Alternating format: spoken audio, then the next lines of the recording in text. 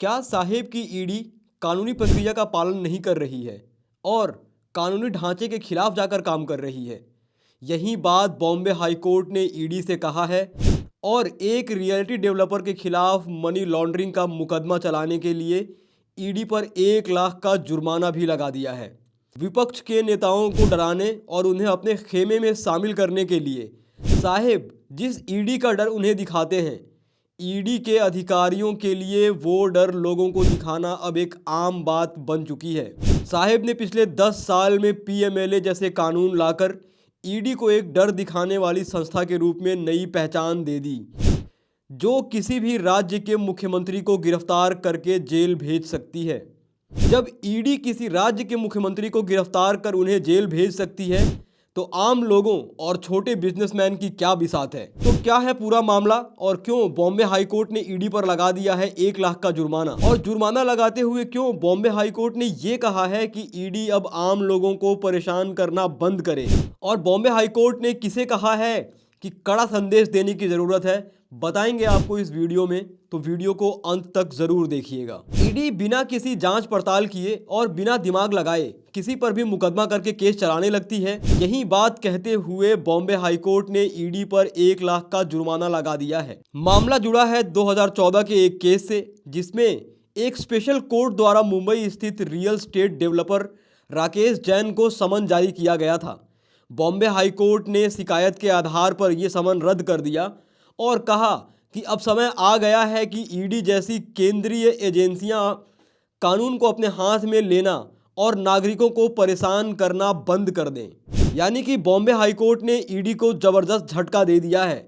जिस तरह से आम लोगों और छोटे बिजनेसमैन्स को ईडी द्वारा परेशान किया जा रहा है, उसका संज्ञान कहीं ना कहीं अब कोर्ट लेता हुआ दिखाई दे रहा है और ईडी पर साफ तौर पर जुर्माना लगाते हुए चेतावनी दे दी है कि आम लोगों को आप कब तक परेशान करते रहेंगे।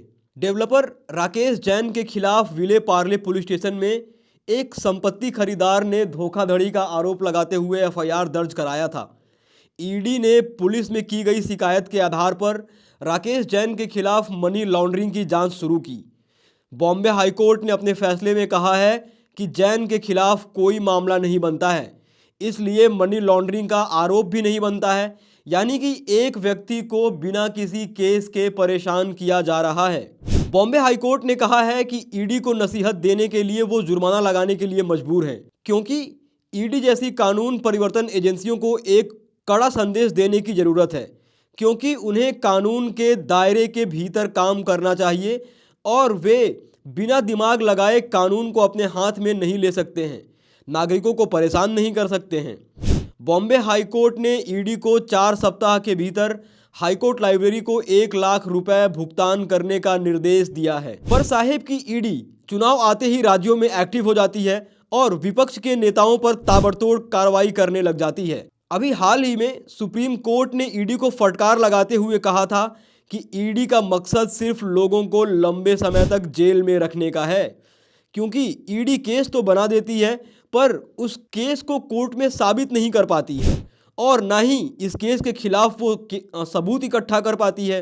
सुप्रीम कोर्ट ने तब भी कहा था कि ईडी अगर कानून के खिलाफ जाकर कार्रवाई करेगी तो ये हमें मंजूर नहीं होगा।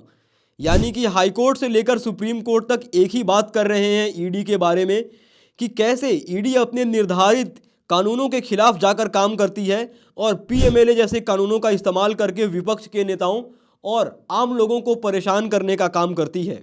झारखंड के मुख्यमंत्री हेमंत सोरेन के खिलाफ भी इसी तरह जमीन से जुड़ी हुई शिकायत पुलिस में दर्ज की गई। उसी शिकायत के आधार पर ईडी ने हेमंत सोरेन के खिलाफ जांच शुरू की और उन्हें गिरफ्तार तक किया। मामला रांची के हाईकोर्ट पहुंचा। हाईकोर्ट ने ईडी की उस केस में धज्जियां उड़ा दी थीं।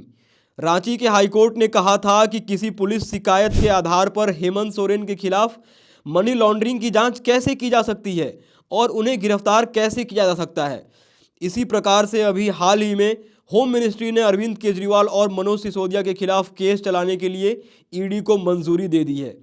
यानी कि राज्य में चुनाव आते ही एक बार फिर से ईडी को एक्टिव कर दिया गया है विपक्ष के नेताओं को डराने और धमकाने के लिए। दोस्तों, तो आप इस पूरे मामले को कैसे देखते हैं? बॉम्बे हाई कोर्ट ने जो टिप्पणी की है ईडी के ऊपर और जो 1 लाख का जुर्माना लगाया है, आप अपनी राय कमेंट बॉक्स में ज़रूर लिखें। धन्यवाद।